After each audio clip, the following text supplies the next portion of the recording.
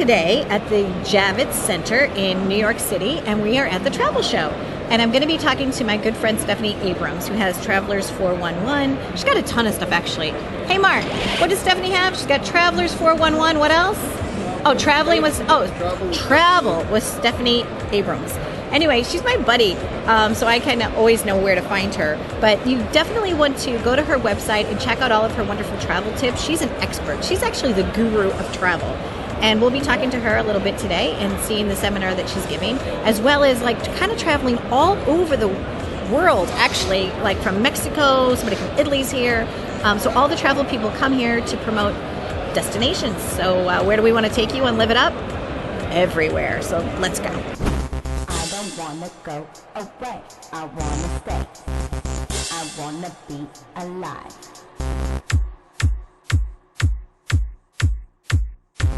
Up next on Live It Up is Stephanie Abrams. Stephanie, welcome to the show. It's a pleasure to be here with you, Donna. And I got a chance to... Actually, it's a pleasure to have you here with me. Exactly. I'm actually on her set. We're here at the Javits Center at the travel show, and you've been coming to the travel show for how many years now? 7 years? This is the 8th year of the show. The first year I came to check it out, and I've been a sponsor ever since. And you have this prime position here, so I mean everybody knows who you are. In fact, we just had a seminar. Yes, we just had a seminar downstairs. This is all attainable in a day of sightseeing. And you have 2 radio shows that are syndicated all over the place. Nationally, coast to coast. Yes, millions of listeners. So you have Travelers 411, and then Traveling with Stephanie Abrams. Is that the title? Travel. Okay.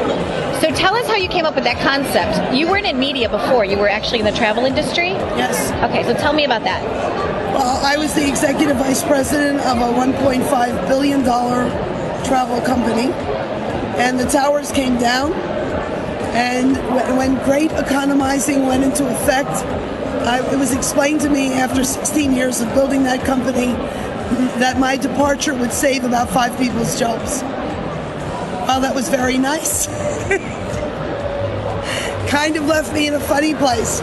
And it was October 2001 was not a pretty time in the travel industry or the world. True. And so I decided to make it through Thanksgiving, Christmas, and the New Year's celebrations and deal with whatever in the new year.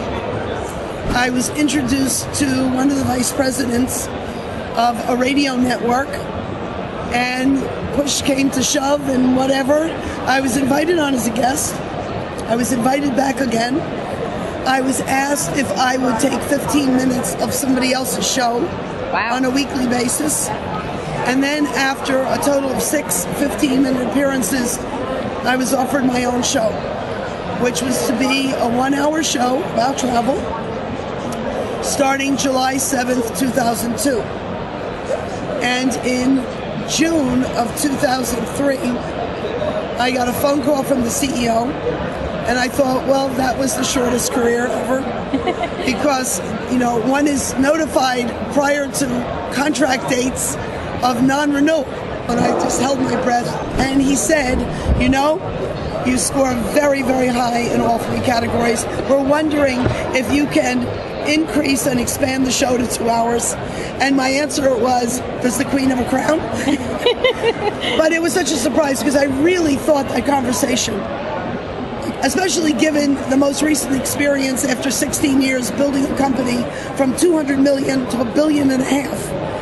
This was it. It's finished. May of 2005, we were asked if we would expand it to 3 hours. How did you realize, what was the moment where you realized how big your show actually was? Like, was it an amount of mail that you were getting? Was it emails? Like, what happened? And all of a sudden you said, oh my goodness, people are actually listening to my show. I got on a plane. It was a Northwest Airlines plane going to Beijing with a connection in Narita from JFK. It was a 747, and we were seated upstairs where there are 16 seats. And I was sitting by the window when the flight attendant came to our row, asked my husband what would he like to drink after takeoff. And they're very good in first class in all airlines. So they approach, they know your name. And then she looked at me and she said, and Mrs. Abrams, what would you like to drink? And I told her, you know, my Your diet favorite, cola. right? That's it, you know, big drinker. And she said, radio? And I said, yes. She said, I saw your name. I was just waiting to hear your voice. Wow. Which doesn't always sound like this, but after 3 days at the New York Times travel show, this is battle conditions. And I can't think of anybody better to live it up with than you. I have such an amazing time whenever we get to spend time together. And thank you for, you know, having me on your show. Thank you for introducing me to British Airways, where I got to be a winner on the face-to-face competition. I knew you would be. That's why I was so enthusiastic. Absolutely.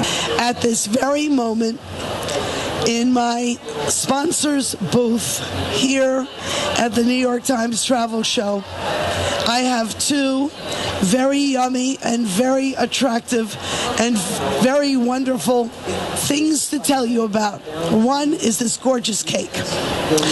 And the cake has a picture of the Capitol. And we have that with us in honor of a very special guest.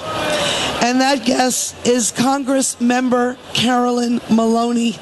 And what a thrill to have you here today. And I'm thrilled to be with you. This travel show brings people from across the country, across the world. It's a big event, and there are lots of booths and lots of places to go, and we're learning about them. And you didn't mention that our special guest was also Vice President Joe Biden. He was there, and that was a wonderful tribute to have him there, too. Well, he made a wonderful speech. I will tell you that I was there because of you. Well, thank you, Stephanie, but he also added tremendously. And no kidding. And he's helped us move out of this financial crisis we were in. And the economy's improving, and we're moving in the right direction, and that's all good news. Well, I think it's interesting being here at the New York Times Travel Show to be having that conversation, because I have long believed that the greatest naturally induced stimulus package is tourism. Tourism brings a tremendous economic boost and employs a great number of people, our restaurants, our theaters. What would New York be without Broadway?